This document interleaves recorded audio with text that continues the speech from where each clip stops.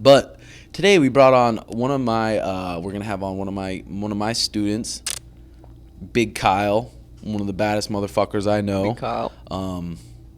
Yeah, you come on now, Kyle, and then we'll talk about shit. Come on now. Move this chair a little bit closer.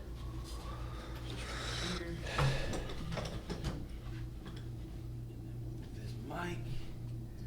Here. There we go, Kyle. Yeah. Oh, Jobin, come on, have some respect for our guests.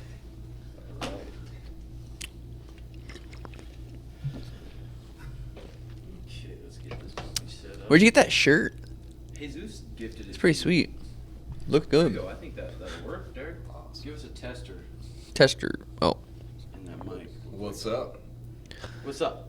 So stoked to be here. Thank you, brother. This is my friend and now jiu-jitsu student Kyle, one degree white belt in jiu-jitsu, fucking killer, and he's got a pretty badass story. So what's the record you hold? The surviving the most chemotherapy. Holy It's shit! a world record. So there was a guy that said it before David Hoon that was 57, and when I said it a couple of years ago, it was at 223. So we're still climbing currently. So how many chemotherapies have you done now? We're probably, I kind of lost track now. We're probably in the 240s or so. That's fucking nuts. So what is it? So how old were you when you got diagnosed with your first It cancer? was about 9 years ago, so I'm 45 now, so I was 36. 36. Damn. And did you just roll in for a random checkup? No, I was working in the health field. I was in kind of around a lot of holistic health people and physical therapy, exercise therapy, and I got a lump on my neck, and everybody was telling me, you can, if it's cancer, it's okay, just eat better, go vegan. So I kept doing that. It got worse and worse, and eventually went into the doctor, and they said, you got 6 months to live. No way. Without chemo in a year if you do chemo. And I got to get a port. I roll with this port in my chest. And how many Still kids you have at that point? How many kids? Let's see, I had 3 kids at that point. At that point, you had 3 Yeah. kids, and you roll in and you say, hey, you might die in 6 months. Yeah, I was cool except for the kids. You hit it. It was 14-year-old daughter. She knew me pretty well, but my sons were 1 and 2 at the time. So it's like, oh man, they're not going to remember me. Fuck, dude. So I just had to give it up. I was like, I'm a God guy. So I was like, somebody told me, how could I think that I could be a better father than our Father in heaven? So I was like, all right, I let go of it. It's out of my control. And hey, I'm still here. Dude, that's fucking wild. So over 200 chemotherapies. Right, that's right. Yeah. Man, that's so it's called, is it terminal cancer? It is, yes. Yeah. Terminal I'm cancer. still terminal. I'm in chemo now, so we're still rolling. So now, about how many times a month do you do your chemo? This is actually the best I've done actually since I met you guys. Since I started at the gym, it's been about 3 months now. I've never had this kind of run. I spent probably 6 years in total of mostly being in isolation, whether it's in an airlocked bubble sort of thing in the hospital or whatever. And then after I got out, I got a little better, and I met Ara, who rolls with us, my wife, 2 years ago, and I met her. I visit cancer patients, so I was visiting her father in the hospital, who passed on a month later, and got to know her. And since I met her, I started to get a little bit healthier, but I was still getting sick. I get sick like every month, and stuff would happen. We'd have to bump up the chemo and mess with the levels and things. But honestly, it's been a miracle with this COVID stuff going on. I can't even figure it out. I'm still trying to figure out what's going on. 3 months ago, I met you guys, and I've never been this. I mean, it's about the healthiest I've ever been in my life, honestly. Oh, dude, that's so bad. So how did you find out about the podcast and stuff? Let's see. So I was my neighbor. I love to connect with cancer patients. That's one thing that's kept me going, is to be able to motivate other patients that are new in their battle. I've become really involved in the cancer community and sent into places where patients don't get to see people. So I connected with Kells from our gym, his mother-in-law, in my community, and we just kind of encouraged one another. And she kept telling me about my son loves MMA. I've always loved MMA and fighting. I studied it very deeply going into the battle. I was like, what's Sugar Sean doing when he walks into the cage? What are these guys doing when they prepare for battle? What's going on in combat and stuff? And she was like, you got to meet my son. So when I finally met him, we were at a pool and we kind of looked at each other like, who are you? Or who are you? Ended up talking, and he was like, this gym is awesome. And I don't know, when I came and visited, it was immediately like just, I don't know, I felt healing there. I don't know why. Yeah. And then you started getting into the podcast a bit, and then you started learning about.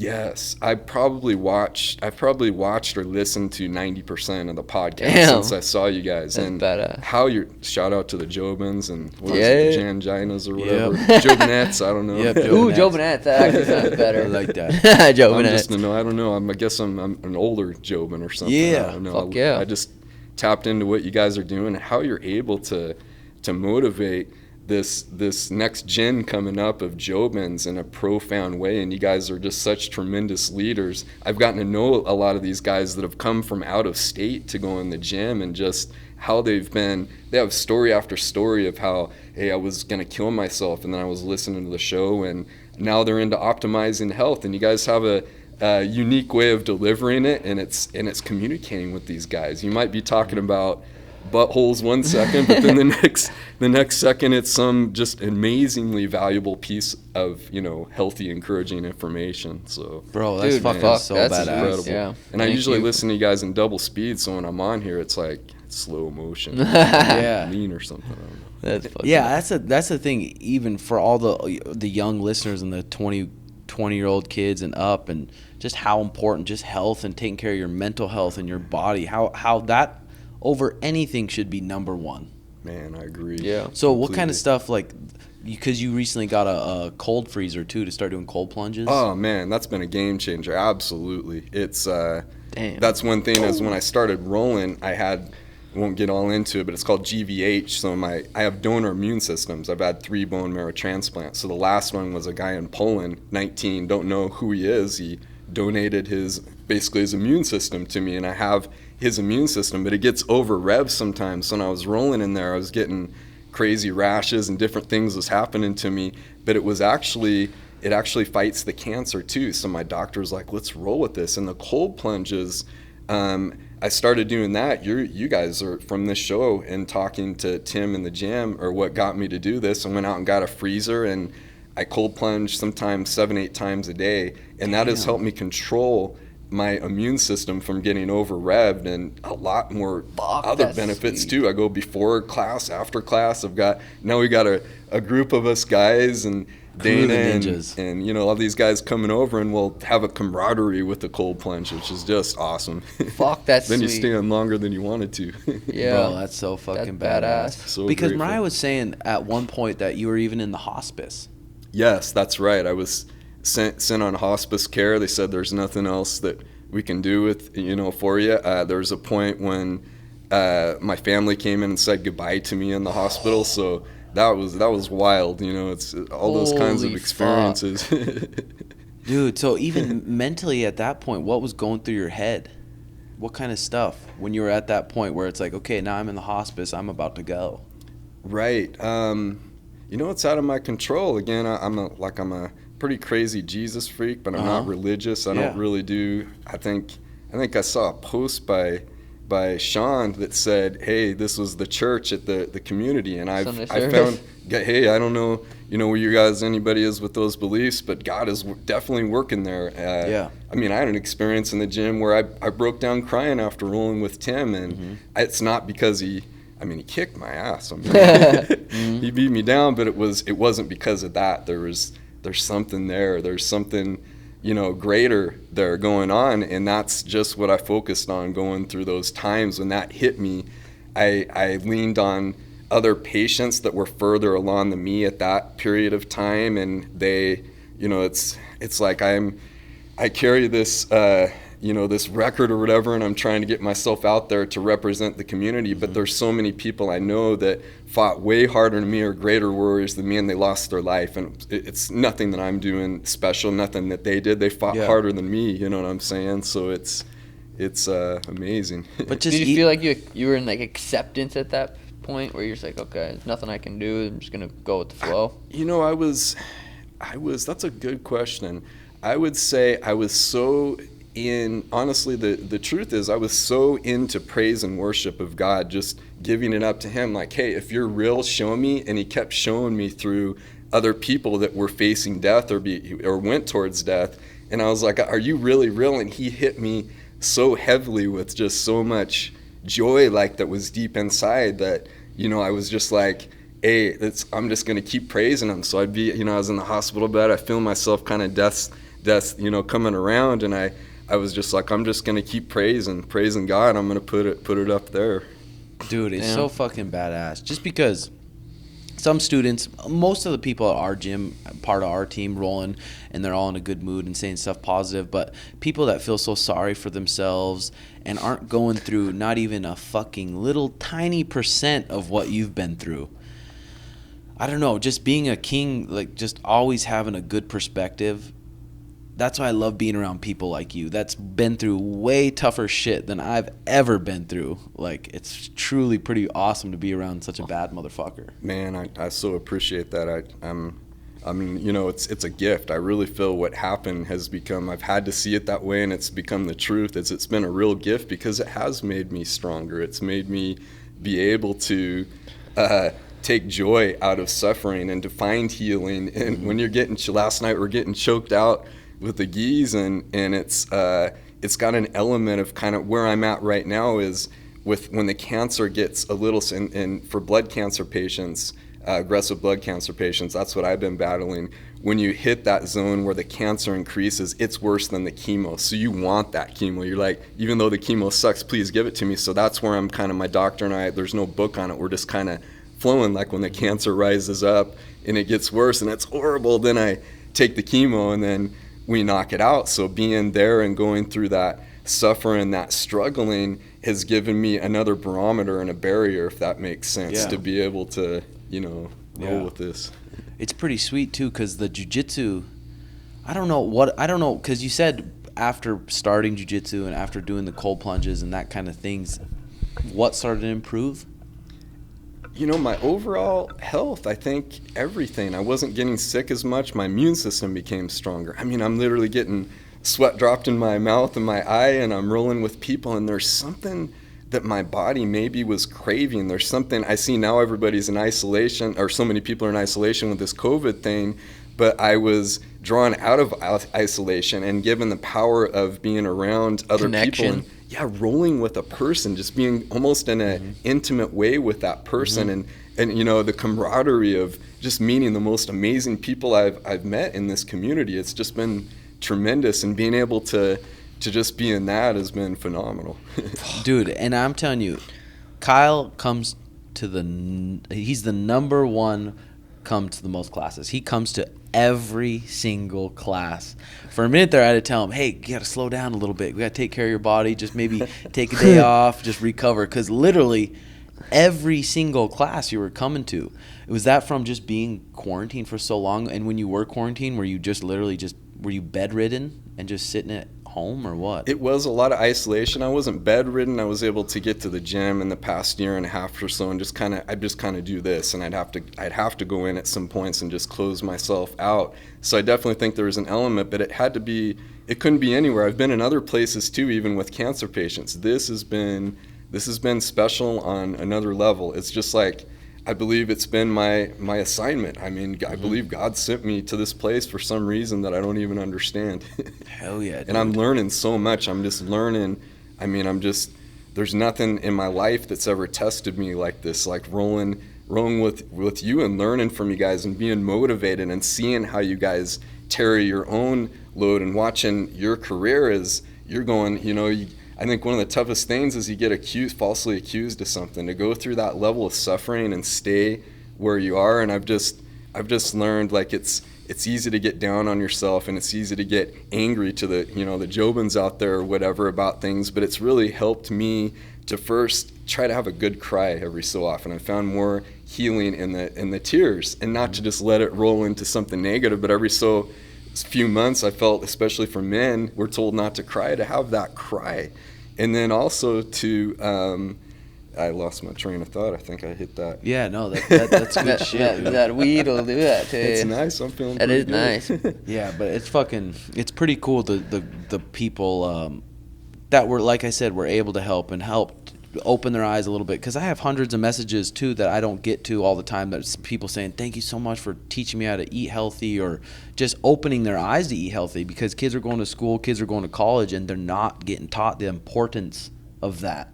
And I think that starts with everything from your mental health, physical health, just eating something quality. Well, that's what I was telling the boys last night at jiu-jitsu.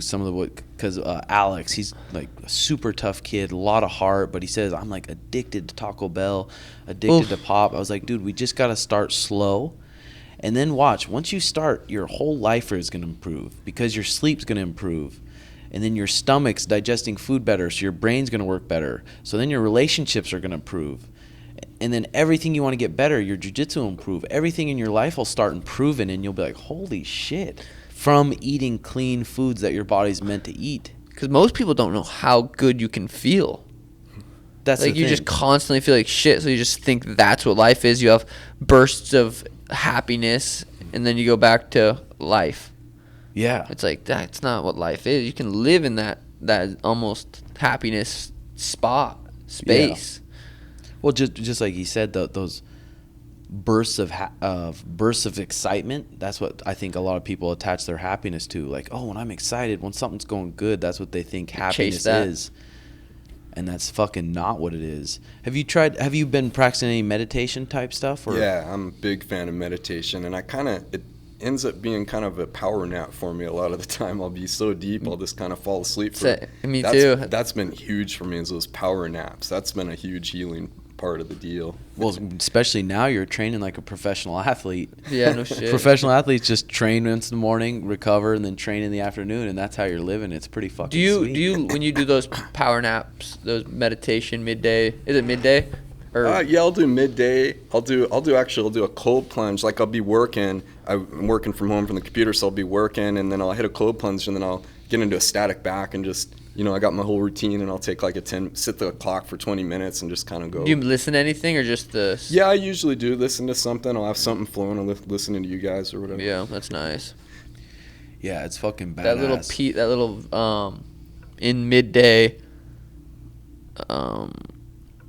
What am I trying to say? Midday meditation, midday nap. Just the slowness of it, just slowing everything down and just sitting, and either doing an XPT of breathing or listening to something that you're really into or something. Just the slowness of it is important, I feel like. Oh, for sure. Because I just started that Stillness is Key book, Ryan Holiday's new book. Wow. And it just talks about that too. If you wake up in the morning and you grab your phone, boom, and you start scrolling Twitter or scrolling Facebook or scrolling Instagram, and you don't even have any moment of stillness. Say you're washing your dishes and you're thinking about Twitter, or you're thinking about someone fighting, or you're thinking about something else, Boobs. and then you're making dinner or going somewhere, and your mind's just constantly just running. That midday fucking just silence and trying to follow your breath and just sitting there with like a still mind is big. And then you start learning to be like mindful of your emotions. Be like, holy shit, that just pissed me off. Where the fuck did that come from? Yeah.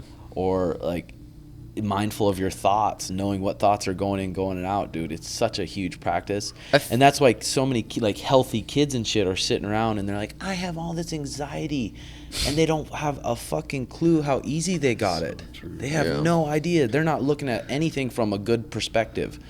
They're sitting there comparing themselves to people on Instagram and Twitter, and all this anxiety is probably coming from that. I think in a lot of people too, they try it and then it doesn't work. It's a skill like anything else. We've been doing that, like that kind of mindset for a couple of years now, and I'm still white belt, blue belt, like still so new in meditation and being aware of your thoughts, and I feel like I'm getting decent at it, but I still can tell how much there is to learn. Yeah. But people will do it for a couple of days or a day or something and not see the benefits in it right away, and just be like, whatever, and then they're just so addicted to the opposite of being active, doing something. So it's a skill you have to build up over years before you're gonna, or I mean, maybe not years before you can start getting the benefits, but months. Well, it's been about, I think, because I've been probably on a solid meditation practice for about two years. I think when you're training MMA and doing jiu-jitsu, and I think that's a little form of meditation. But just like you said, I feel like I'm a 2-stripe, 3-stripe white belt in meditation. I feel like there's so many different fucking levels to it, but slowly I'm starting to see the benefits of it and not let emotions come in and take over. If I get home and I'm expecting the night to go a certain way and Mariah comes home late or something throws it off, it's not going to throw our whole night off anymore. When right. before maybe it would. I'd be like pissed off, be like, you came home late, we were supposed to have dinner, and it ruins the night, and then it's just not a good night. Yeah, and then I beat her.